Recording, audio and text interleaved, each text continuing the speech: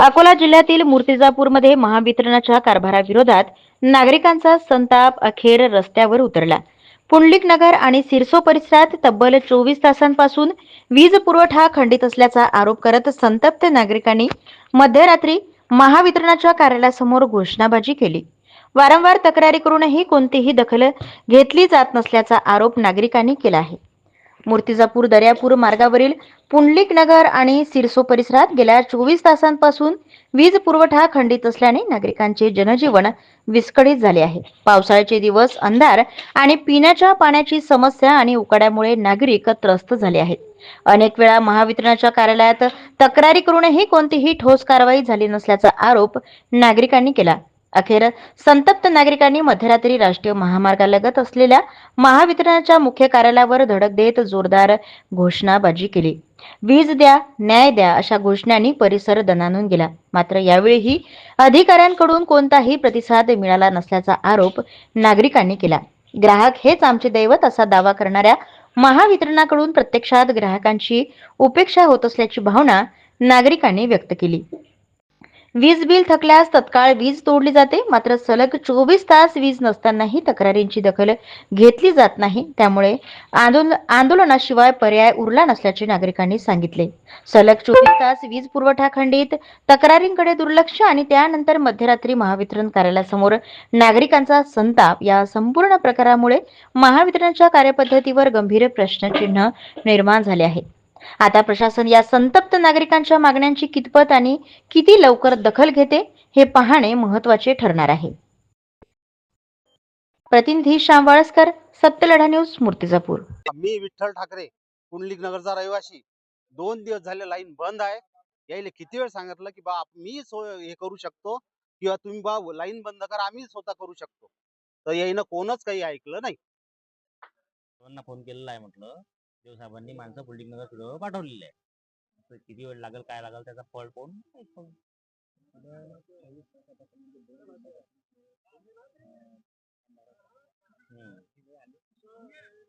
आता हे तर आपल्याला माहित नाही केव्हा कुठून बंद आहे.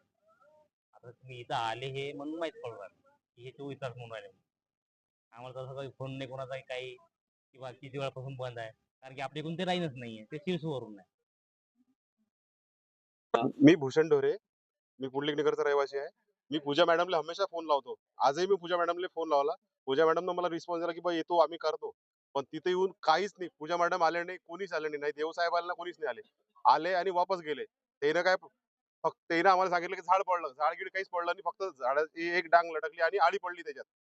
आणि ते आम्हाला म्हणते की झाड पडलं. आणि त्याच्यानंतर ते येऊन वापस गेले. सगळेजण वापस गेले. आम्ही त्याला फोन लावला, फोन नाही उचललेला. पूर्ण डिपार्टमेंट एकही फोन नाही उचलून राहिला. सगळ्यांचे फोन लावले आम्ही. आणि एक तर ते पूजा मॅडम लेडीज असल्यामुळे आम्ही त्याला जास्त फोनही लावू शकत नाही. इथं आलो तर गेट बंद आहे. आता आम्ही करावं तर कोणाला भेटावं. आता पोलीसवाल्याच्या गाडी पाठवल्या की बा हे जास्त तिथं म्हणजे बा काही लोक आक्रमक झाले म्हणून तिथं पोलीसवाल्याच्या गाडी पाठवल्या. आम्ही काही क्रिमिनल थोडी आहोत की आम्ही तर लाईन साठी चालू करू राहिलो ना. सगळ्यांना फोन लावून राहिलो. इथं येऊन आता इथं पण पोलीसवाल्याची गाडी पाठवली त्यानं. नाव काय? सागर व्यवहार आहे मूर्तिजापूर, पुंडलिक नगर सिरसो. तर आमचा बिझनेस पण तिकडेच आहे, त्यामुळे लाईट वगैरे गेली तर प्रॉब्लेम होते सगळा. शेतीचे पंप आहे, समजा तिकडे गरीब मजूर वर्ग आहे सगळे, त्याच्यामुळे कसं विचू काटकाची भीती असते, सगळ्या गोष्टी असते. काल रात्री पण लाईट गेली होती, आज पण लाईट गेली. ते नेहमी कसं आता फोन लावले आम्ही सगळ्यांना, ते लोक हेच म्हणते बाबा उद्या सकाळी येऊन जाईल. उद्या सकाळी रात्री अंधार झोपावं का मजुरांना, गरीब लोकांना सांगा तुम्ही. कष्ट कधी काही झालं समजा तर मग काय करणार. बिलाईट थांबते काही लोक, डायरेक्ट लाईन कट उरली यायची. मजूर वर्ग कसं बिल भरणार हो. भरू शकते एक 15 दिवस लेट भरू शकते. तो असं थोडी असते. यानं थोडंसं हे केलं पाहिजे. आता ह्या रात्री आता तिथं काहीच झालं नाही. झाड कटलंच नाही. झाड पडलं आहे म्हणे खाली, काहीच झालेलं नाही तिथं. फक्त ताराला चिटकलेलं आहे. याचं काम काय आहे, याची ड्युटी 24 तास आहे. याचं काय कामाचं येऊन ते तेवढं क्लिअर करून देणं.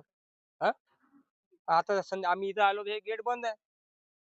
कोणी इथं उत्तर द्यायला कोणी इथं आहे नाही. जबाबदार व्यक्ती कोणीच जबाबदार व्यक्ती कोणी नाही इथं. सांगा काय करावं.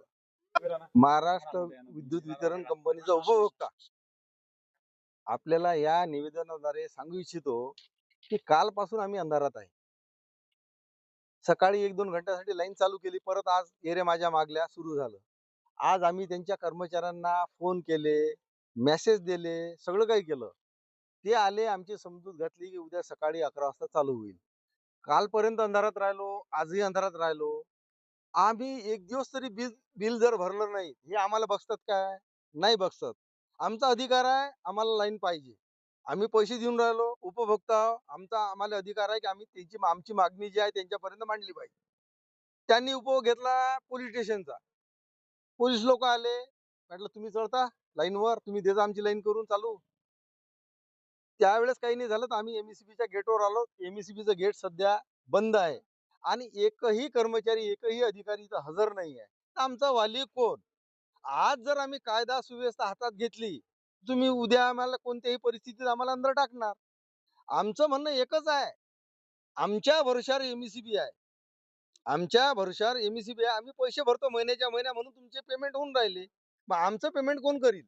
आम्हाला पाहिजे रात्रीची वीज. ट्री कटिंगचा तुम्ही आम्हाला बदनामी सांगून राहिले की ट्री कटिंग, जे ट्री कटिंग करत असते उन्हाळ्याच्या शेवटी आणि पावसाळ्याच्या सुरुवातीला. मग ते का नाही केली तुम्ही? तो आमचा प्रॉब्लेम नाही आहे, तो तुमचा प्रॉब्लेम आहे. आणि तुमच्याजवळ मनुष्यबळ कमी असेल, तुम्ही बाहेरचं घ्या. मनुष्यबळ कमी असेल, तुम्ही बाहेरचं घ्या. जसे की तुम्ही एमएससीबीतनी लेडीज कर्मचारी दिलेले आहे.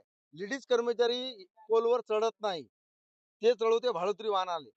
मग माझं म्हणणं एकच आहे की लेडीज कर्मचारी चढत नाही, दुसऱ्याच्या हाताने चढवते आणि आम्हाला म्हणतं की तुम्ही तुमच्या हाताने करून घ्या. जर माझ्या जीवाचं बरं वाईट झालं, मी करायला गेलो आणि माझ्या जीवाचं बरं वाईट झालं, महावितरण याची जिम्मेदारी घेते काय? आणि या 2-2 दिवस, 3-3 दिवस आम्ही अंधारात राहून राहिलो, याचा अर्थ काय?